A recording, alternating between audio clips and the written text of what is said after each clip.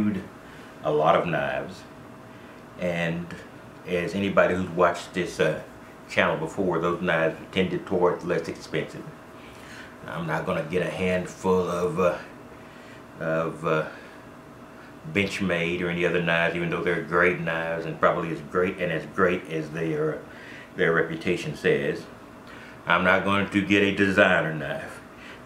I like good functional knives, and the Morakniv, or as I know Americans like to call them Moras.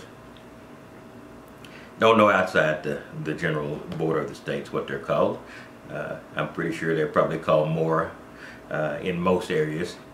These are inexpensive quality knives.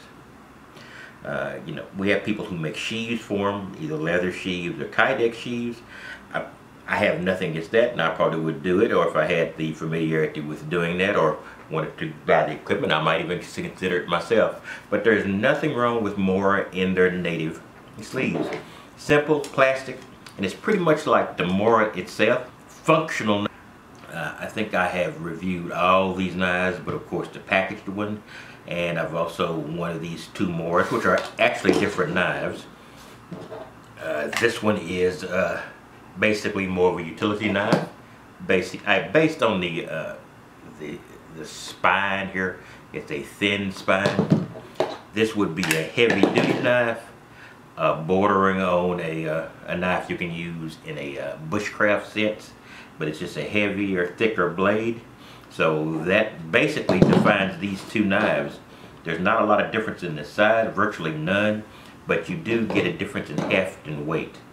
So you can tell the difference that way, and it might be a minor difference in length. Now the thing about Mora is they're basically all of the same design to a great degree. All the blades are cut in approximately the same dimension, and which is great in my area. Weirdly enough, in my area, you can carry I think it's up to a 5 3/4 inch fixed blade knife. I wouldn't advise it, but you can carry it. If you do carry it, the only limitation you got is on the Bowie type knife. You know, the old classic Bowie with the point, and you know, everybody knows what a Bowie knife looks like. So it's good to get a knife that looks as little like a Bowie as possible and still is greatly functional. And these are these knives. This one is basically a craft knife. It has a guard. I think it's called a pommel when you talk about swords, not knives. But and it's very good if you're going to be doing things going to require pressure with the knife, because you are pretty protected against a slip of any kind. Even better than the guards that are built on the standard Mora design.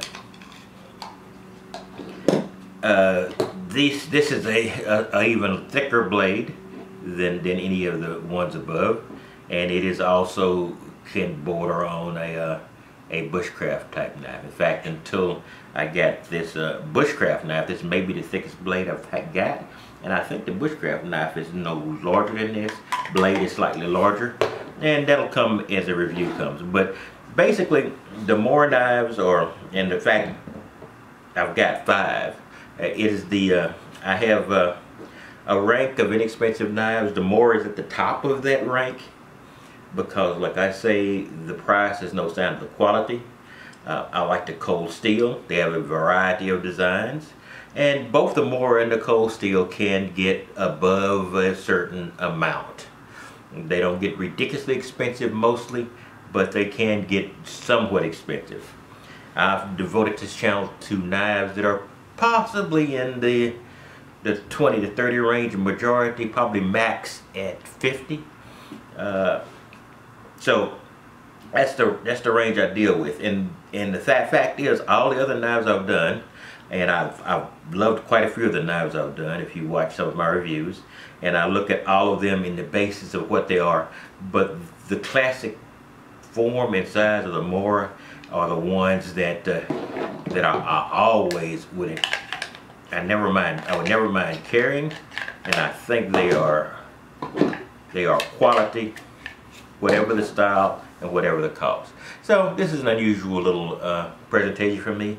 What is it? A love song to a brand. But when I first got to Mora, I looked at it, there was a weird looking little knife, and before I knew knives, not that I know them better than a lot of people, then I realized how great they are. And I'm going to be doing a review of a couple of knives I haven't done a review of. I haven't done a review of the thinner bladed, of the ones I've showed you. And I also haven't done a review of the Bushcraft Survival Black. I haven't even taken it out of its blister pack here. So I just wanted to talk more, and I will be back with you next time. And you have a wonderful day.